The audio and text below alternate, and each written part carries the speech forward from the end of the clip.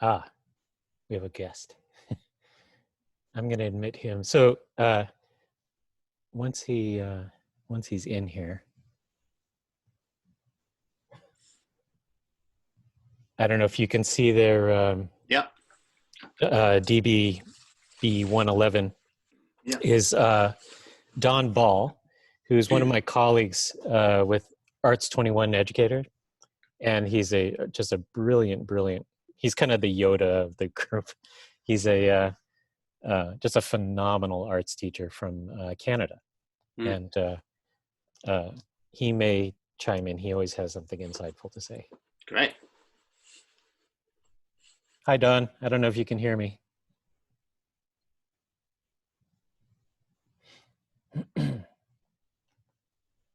Okay, I'm going to add all these kids.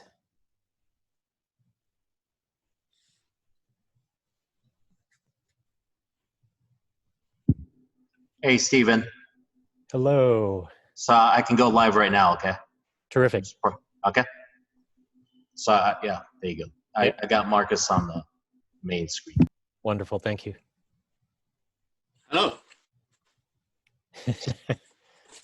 One mark.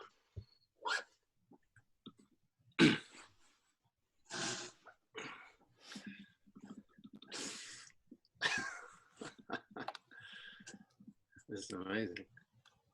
Okay, everybody. So we're live, dude. We are live. Thank you. Yep. Sure.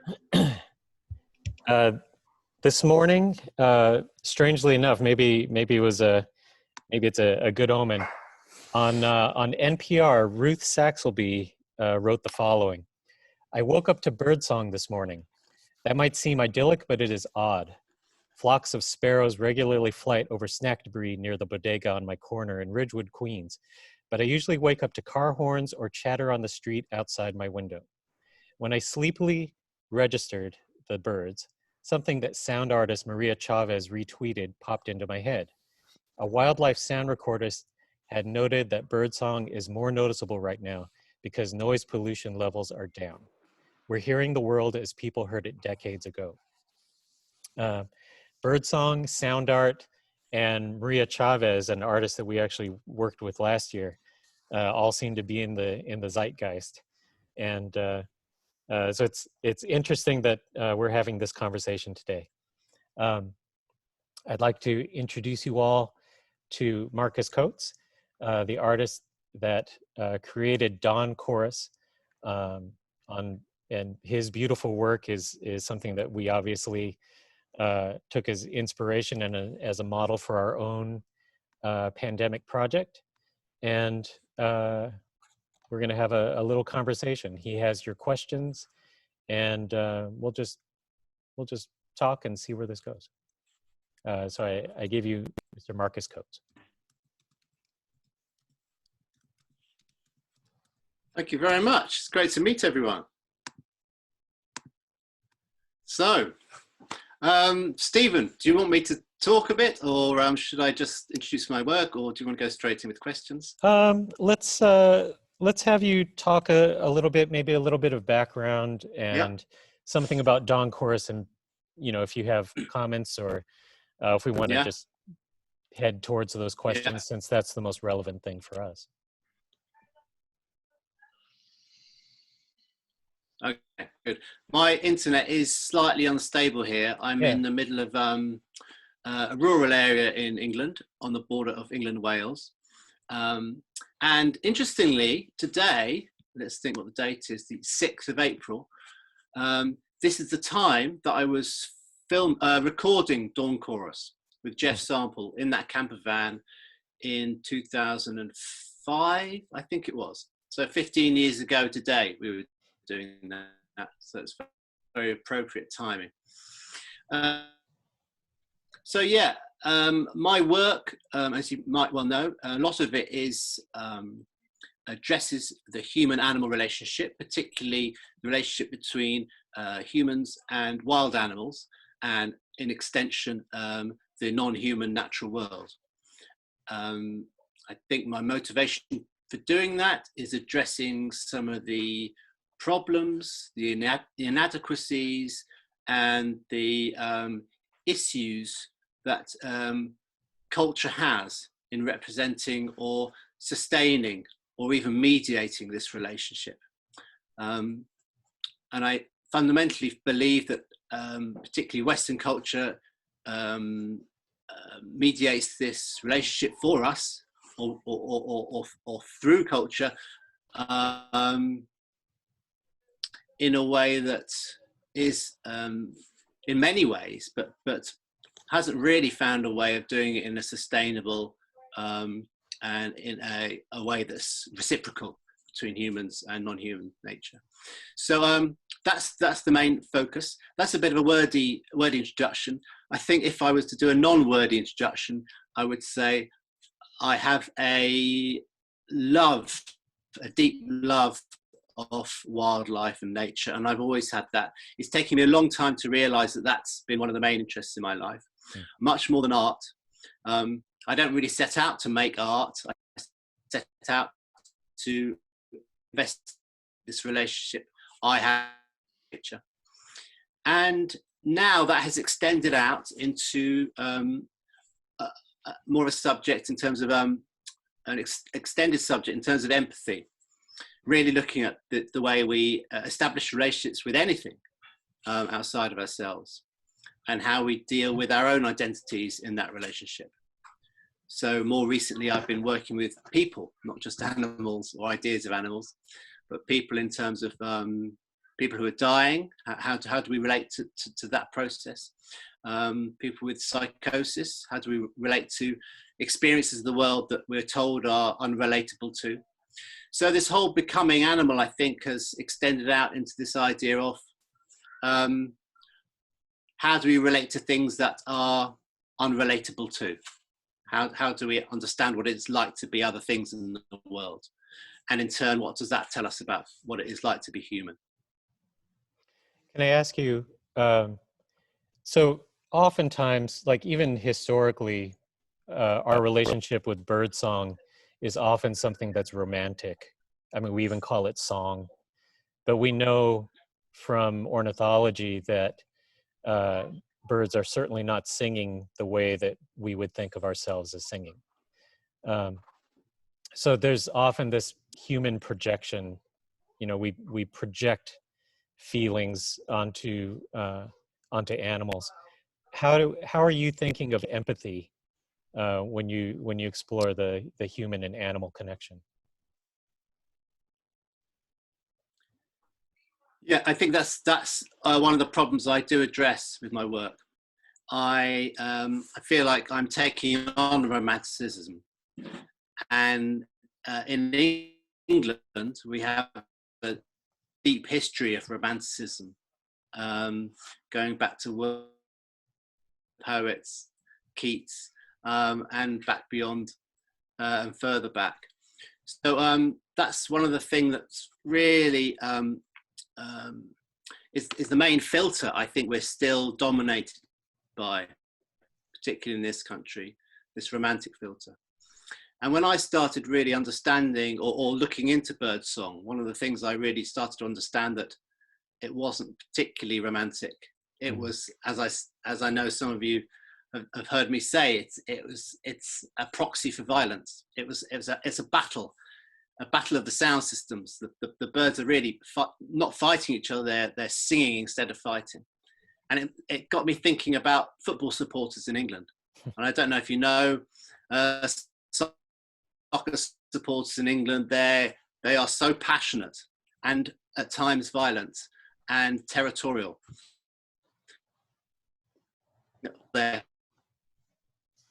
Some of their chants are kind of horrifically nasty, I mean vicious, but it's almost like they're singing to create their identity. They're showing their colors like the bird. They're using chants like the bird. They're using repetition like the bird. They are showing the strength, showing their power like the bird. So one of the first films I made was this Chelsea supporter up in the forest here where I live, singing in spring. Went through all his repertoire of songs. It went on for over an hour. It was called Out of Season. And it's just him singing these violent, nasty songs. And there was something very incongruous about that, but very sort of analogous about what he was doing and what the birds were doing around him. Fantastic. I noticed, or we were noticing when we were watching the various videos of Dawn Chorus, that everybody in the film is by themselves. And even if the setting is the same, there's only one bird, if you will, at a time. And even though this was created in 2006 or so, in our pandemic context, it seems to have a new kind of poignancy. Do you have thoughts about that, and do you see it as taking on new meanings?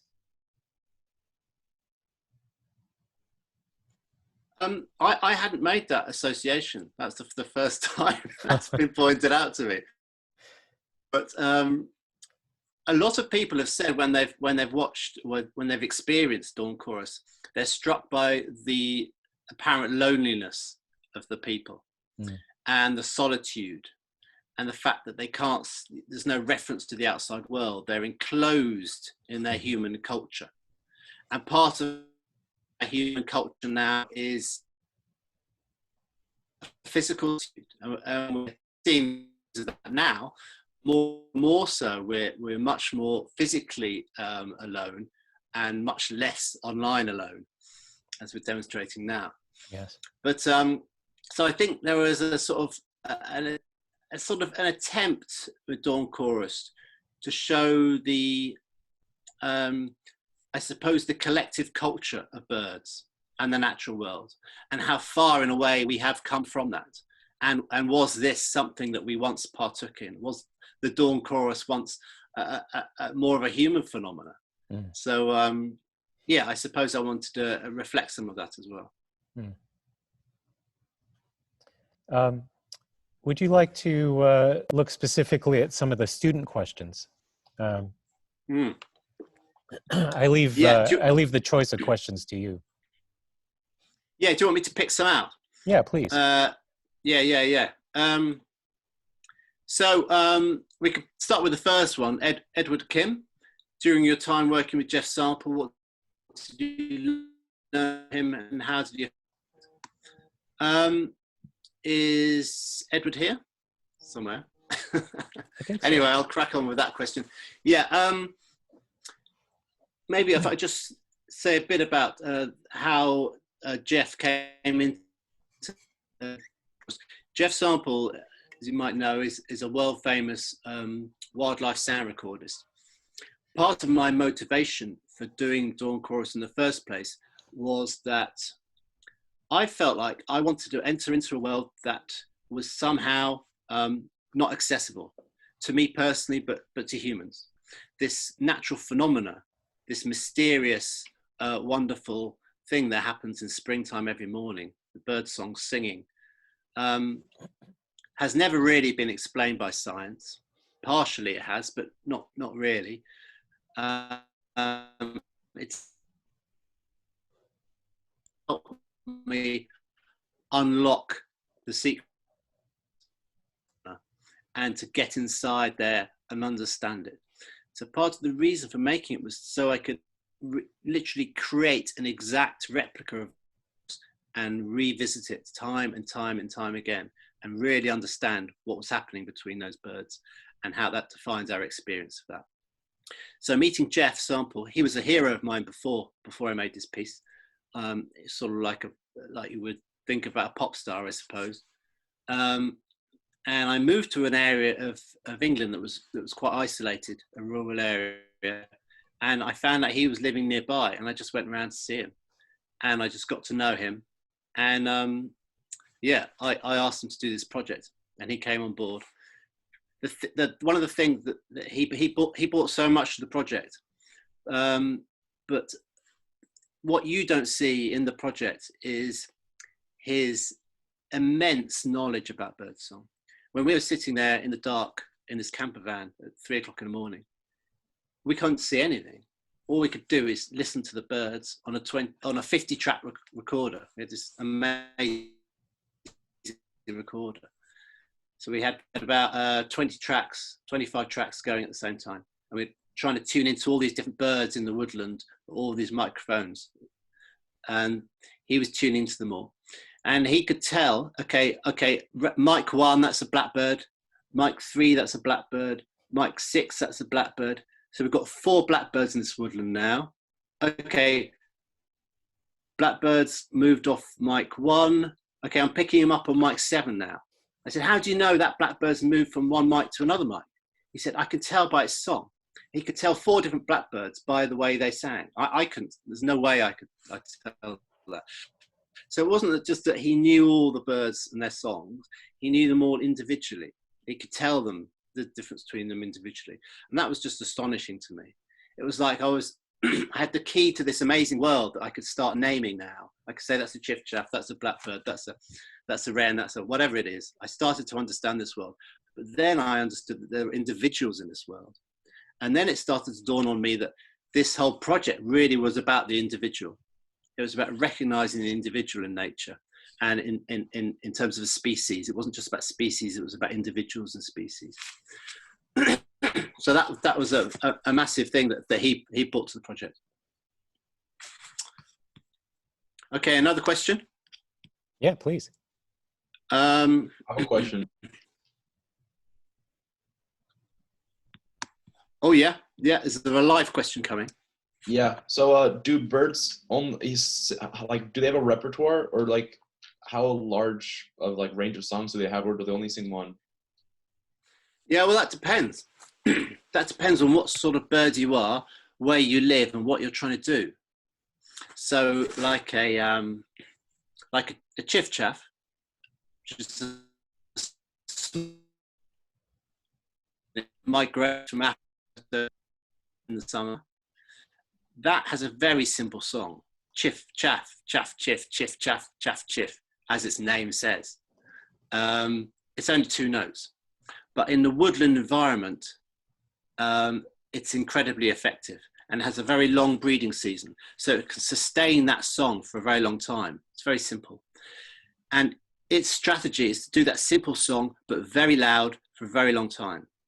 So you have another bird like the nightingale that comes from Africa and the Mediterranean to England in the spring. That has the most complex, amazing repertoire of sounds. And it impresses its females and the other males with its repertoire, not with its volume necessarily, but with its repertoire. And it has a very short mating period, so it really packs in a lot of song in a short amount of time. So it's basically like an improvised rapper. It's just coming up with stuff in the moment, new stuff all the time. And that's what works for it. That's that bird's strategy. So each bird has a different strategy, different repertoire. Some is improvised, some is very simple. Some is very high and low, some is just all one frequency. But each bird has a sonic niche that works for it. It's a bit like us in life. We kind of find our own voice, and we find out what really motivates us for us. And then that's what we have to tune in onto. Terrific. Okay. Okay, I'll look at the other questions again if there are Sure. no others coming.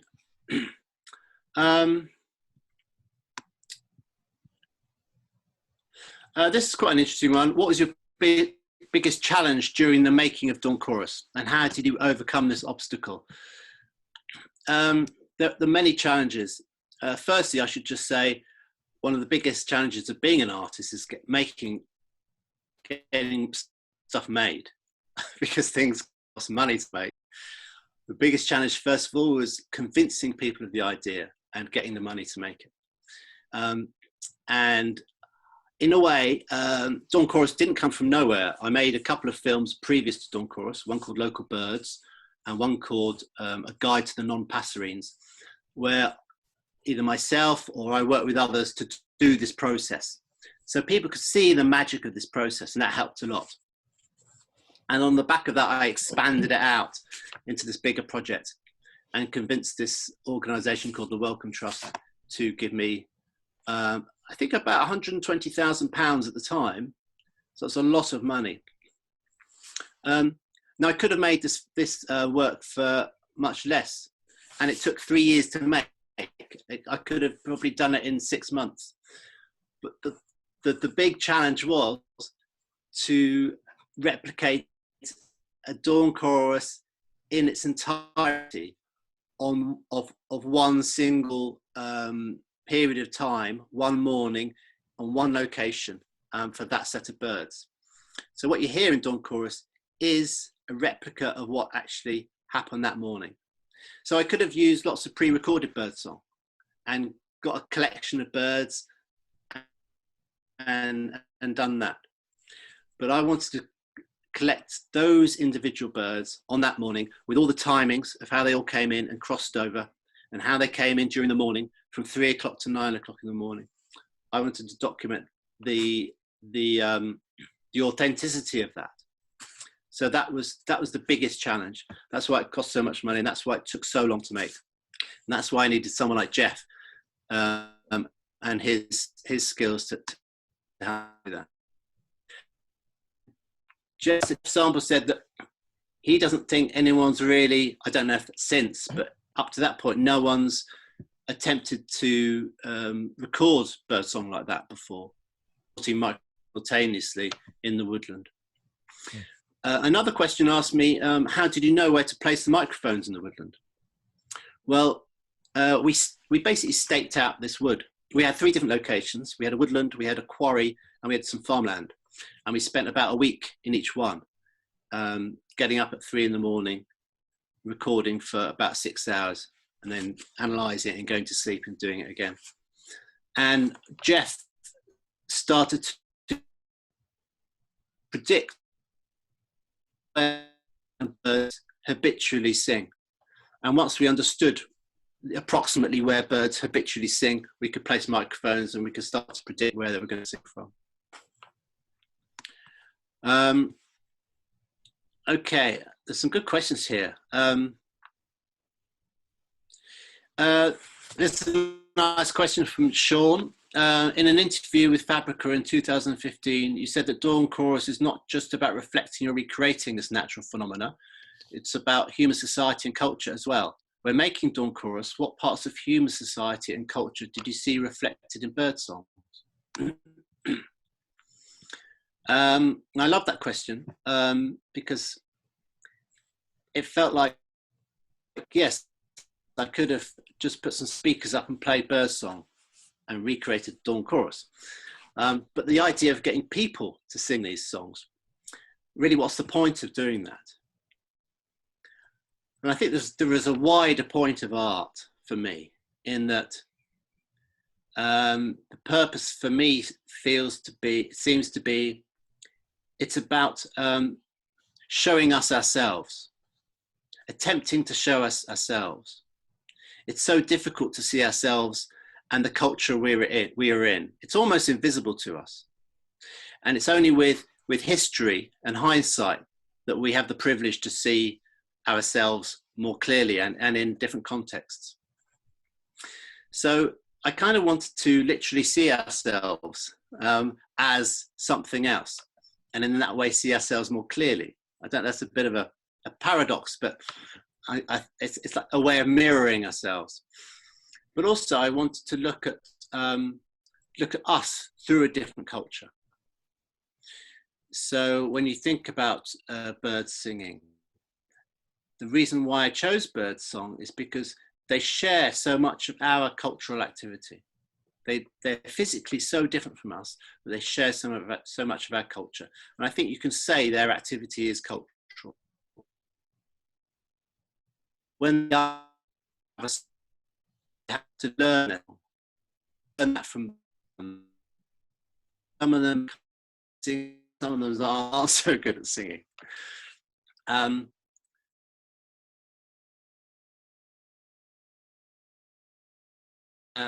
Something about how our language has evolved and how music has evolved, and where our language and music comes from. And I think I would sort of propose that may be pre-language for us as Homo sapiens, even Neanderthals, birdsong was around us.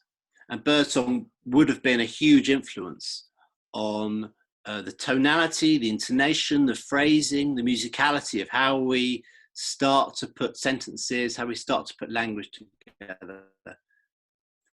And before that, probably before language was music. Language maybe came out of music. So, and mimicry was a big part of that as well.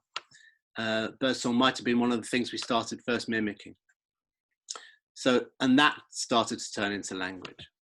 So that, all of that, I think, is quite fundamental and interesting as well. Something about, yeah, the structure of birdsong and how we see our music and language through that. There's something about the speed with which we are in the world. We see the world in a very, very narrow way. The possibilities of perceiving the world there's a huge scale. We see it sort of like this. We see this much of the world, and we hear this much of the world. Birds can hear more than us, and in some cases they can see more than us. They can see infrared stuff. Insects can see more than us. Dogs can smell more than us. There's much more of the world out there than we can perceive and sense. So part of this was about opening that world up to us and imagining ourselves as perceivers of a wider world, perhaps.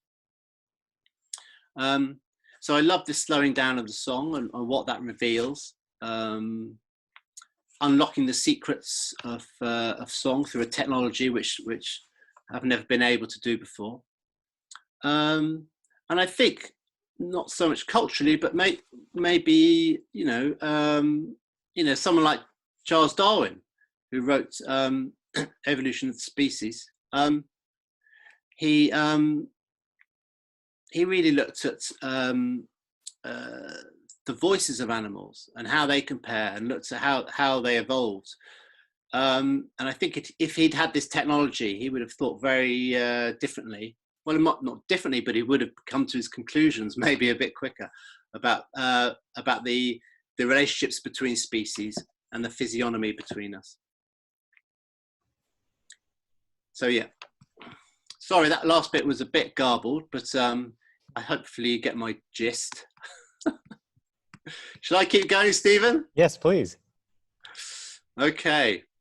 This is interesting. Your art consists largely of anthropomorphism and the ways animals and humans communicate.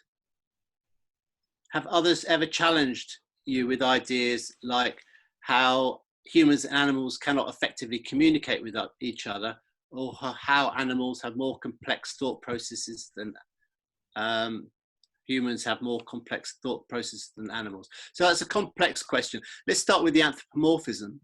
I think this is quite timely in a way that academically the perception of anthropomorphism, I think, has shifted a lot.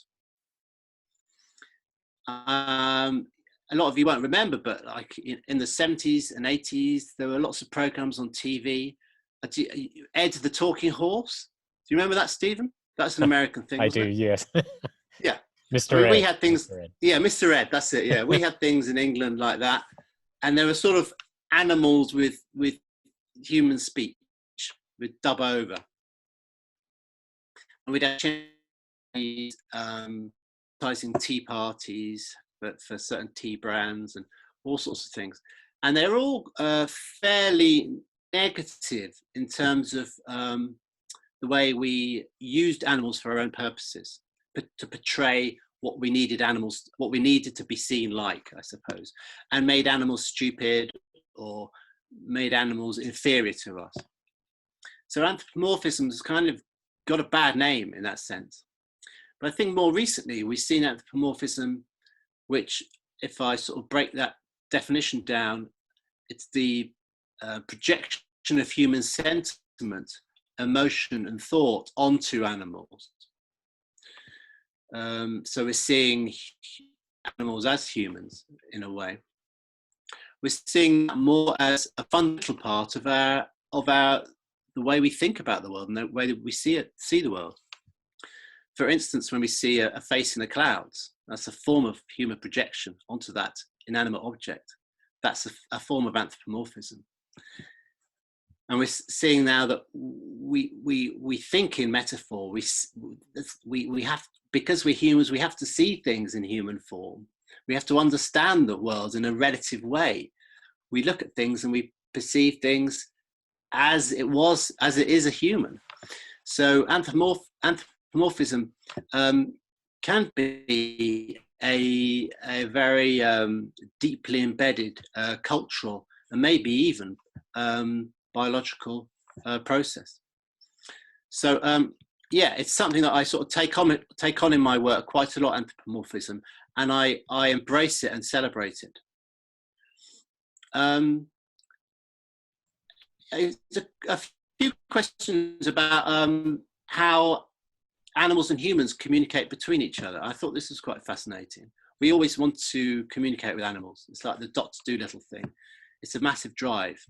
I think that was not the motivation for Dawn Chorus, but I wanted to unlock some of those secrets a bit in terms of our language and communication of birds. But there are instances where birds and humans in the wild do communicate. There's a classic example of the honey guide bird in Mozambique in Africa. Now that these birds exist quite a lot over South Africa, and their favorite food is honey. But they're too small to break open and extract the honey from its comb, its case, which is usually embedded in a tree. So they use notes to attract humans' attention to these nests, these bees' nests. And this alerts the humans to the location of honey. And honey has historically been a very, very prized and sought after rich nutrient for humans throughout the ages. So if humans know where there's honey, they will go and find it. So the humans listen to the bird, follow the bird shows them where it is, the humans go up to the tree, get the bird out, get the bee's nest out, and they break it open. Now the humans take the risk of being stung, and they're powerful enough to break open the bee's nest, sorry. And then the birds come in and they can feed on the honey. So recently they looked at some of the communication between the humans and the bird, and there exists a sort of cultural relationship between this bird where they actually speak to the humans and ask it to come. And the interesting thing about that bird is it's like a cuckoo. And I don't know if you know what a cuckoo is. It's a brood parasite bird. It doesn't have its own nests. It lays its eggs in other birds' nests. So that bird doesn't have a parent the same as it. So it grows up with adoptive parents. So it can never learn this behavior from another bird. So how does it do that? And that's one of the amazing mysteries about how birds and animals communicate. It kind of finds a way of doing that. It recognizes there is a need or a use for humans somehow. So I like that question. This one's quite nice. Carl asked, it's clear you would go to great lengths for your work. For Dawn Chorus, he talks about the amount of time I spent making it. And in this photograph I made goshawk, I strapped myself up 20 feet up a tree to become a bird. What advice would you give to people who struggle to feel motivated and find it hard to commit to their goals? That's kind of, that's a nice broad question. And it got me thinking really about my motivation for doing these quite odd, sometimes embarrassing, as another questioner asks, and quite sort of physically enduring things. When people sung the Dawn Chorus song, they had to sing for sometimes over 2 hours to get 4 minutes of song. So it was asking a lot of people to do that. But when I make work, it often involves quite a long period of physical endurance or something that's quite testing. And I think a lot of my work exists as a test for myself in a way, for the test of my ability to enter into the consciousness of another being, a test of me to lose my own perception of myself, which is obviously sometimes the embarrassing bit. It's making a fool of yourself is often quite useful for finding out who you are. But mainly, I think the motivation is this immersion, this sense of empathy, this really understanding what it could be like to be something or someone else. So I'd say broadly, what would you say to people who find it difficult to get motivated? I would say the thing I thought about today when I read that was, what don't you have to try hard to want to do? In a way, I do not have to try hard to think about going up a tree. I don't really have to struggle to do that. That's kind of what I want to do. I don't have to struggle to go out and listen to birdsong and want to do something with it. It's in me. It drives in me. I can't help it, actually. So in a way, making art for me is something I can't help doing. And I think if you're finding you're not motivated to do something, it's probably because you can help not doing it. There's so many things I'm not motivated to doing that I feel like I should be motivated to do. But the ones that are, the way I find my motivation is the idea of I can't help but do it. I kind of have to do it somehow.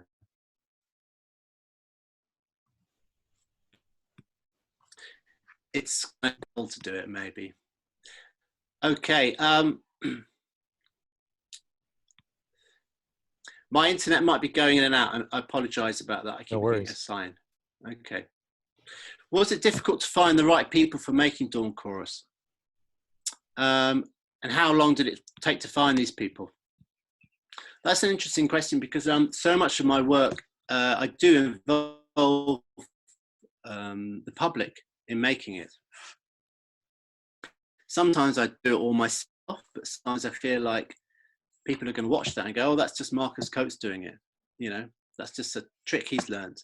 I want to make it universally engaging for everyone. And that's a kind of motivation for me. I want this to resonate for anyone watching Dawn Chorus. I want anyone to be able to experience it and relate to it.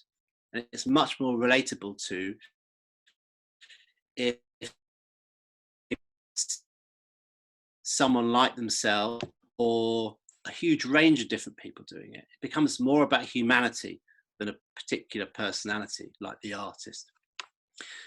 So the different stages of Dawn Chorus were going out and recording the birdsong with Jeff sample, going into the studio and slowing those recordings down, then going out to visiting all these amateur choirs and basically running auditions to try and find people, and going and saying, you know, who wants to sing like a bird? And lots of people came forward, and lots of people couldn't do it. And the main people who couldn't do it were the people who were sort of professional singers, because they got trained voices and they thought it was about singing. And when I explained to them, it's not about singing, it's about noise making. You have to totally challenge your own voice. You have to find sounds that you've never made before. You have to find textures that your throat has never made before. So these people were making sounds. I mean, it's quite hard to think, is there a sound I've never made before? These people were making sounds that they've never made before. And that was a real challenge. So it wasn't about singing. Some birds were very hard to find people to do. The robin, the European robin or Eurasian robin, it's different from the American robin. It's a smaller bird, and it's related to the nightingale, and it has an extremely varied repertoire.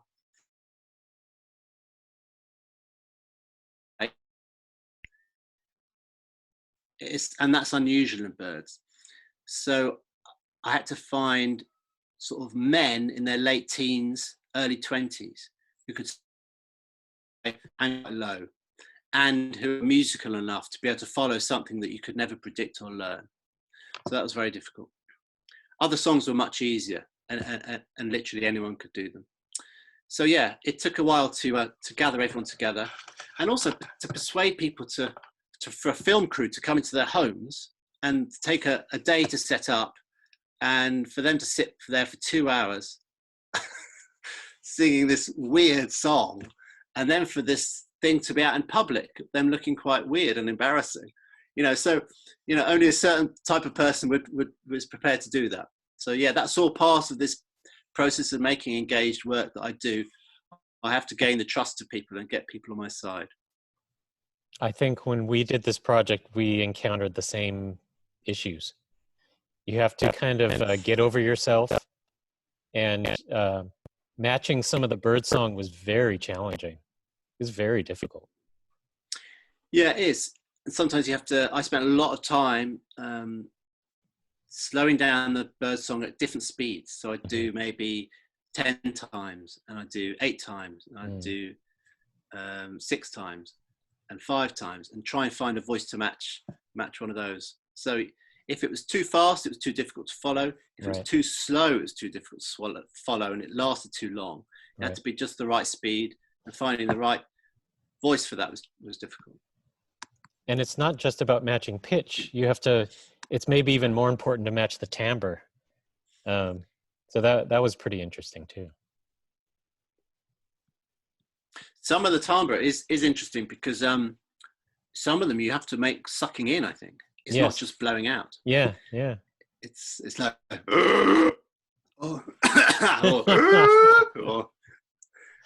and someone also asked a question about the physical movements. Some of the birds, and this is what was unexpected really for me, is that the sequences were so long that they had, some of the birds, they just had short gaps where they stopped for a few seconds and they started again for a long time. So people had to learn to take really deep breaths and have really good breath control.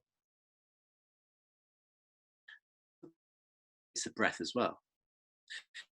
We're actually inhabiting the exact, a scaled version of the physiognomy, the physical aspects of what that bird's doing. So you're breathing at the same time as the bird. So when you speed that up, the time you're breathing is the same. You're doing certain sounds and you're accentuating them, maybe making movements, who knows? But they start to become very similar to the species of bird as well. And I like that. It's specific to that individual. The birds physically have to do things to sing, as we do as well. Some of the birds were too difficult to do in a very, very authentic way. And that's because the physiognomy of the bird differs from ours in that birds have 2 windpipes. We just have 1. They have 2. It's called a syrinx. So these birds can sing a chord. And when you slow down like a blackbird or a nightingale or a thrush, they're singing 2 notes at the same time. And that just blew my mind. So I think if I did it again, I'd have duets and I'd split that. So I'd have each person singing a different windpipe in a way. And that's, I couldn't get that mellow, rich, full note, the musicality of that through just one human voice. So that's something to be explored perhaps. We might start to kind of wrap up. We've got some other classes that kids need to attend. I was wondering if I could ask you to comment. I sent you some of our student work, and I was wondering if you had any reactions you'd like to share with the students. Yeah, firstly, that curlew piece. Were you all involved with that? One class. The cyanotype. Yeah, one cyanotype. Right, one of the classes was. Yeah, I was blown away by that. I thought that was amazing. Firstly, I think that it really illustrates the idea of an embedded concept. This idea that you've taken something extinct, like the curlew, so we have a romantic attachment to that. You've taken the physical entity of substrates, and then you've used a medium which is so reliant on it's so temporal, it's so reliant on time, it's so brief, which is sunlight, And it's so romantic in that you can't capture sunlight, you can't hold it, you can't contain it. So this image of this thing that doesn't exist anymore is from this entity, this sunlight, that we can't contain or quantify in a way, or define or recreate. So so in that way, I think using the sunlight and the extinct or the redundant technology encapsulated and didn't just illustrate, but really embodied our attachments and our emotional need to reconcile this this extinction and loss that's so profound for us. So no, I was really impressed with that. The videos, I was very impressed with those, and I really recognised in the videos my own process, because you're listening and you think, is there anything coming? And then suddenly comes, and you're in this strange, quiet environment on your own. There's something quite revealing, I think, to yourself about that, which I think that process in itself, to experience that process of listening to that slowed down birdsong, that's quite a revealing thing to experience. And that's what a lot of the people who are involved in Dawn Chorus talked about. They talked about the shift they had to go through. They literally had to slow themselves down. They felt like they were in another world, this sort of weird alien bird world, this medieval jazz. Is it music or is it noise? What is that? Maybe it's our first music. Anyway, yes. So great work. So much. Great work. Thank you. Very impressed. Thank you. Well, I think we'll wrap it up here. We're so grateful for your time. Thank you for making such a beautiful piece, and we really loved it. We've been spending a lot of time with it, and when we finish our project, we'll certainly send you links so you can see how the whole thing turned out. I'd love to see that, and I'm so grateful that you're spending the time with the work. It's really amazing for me that you're doing this. It's marvelous, and I feel like we just scraped the tip of the iceberg. I could talk about it all night. So thanks for allowing me to talk about it too. Oh, thank you. Thank you again. Thank you. All right. Cheers. Thanks. Thank you very much. Bye-bye. Bye.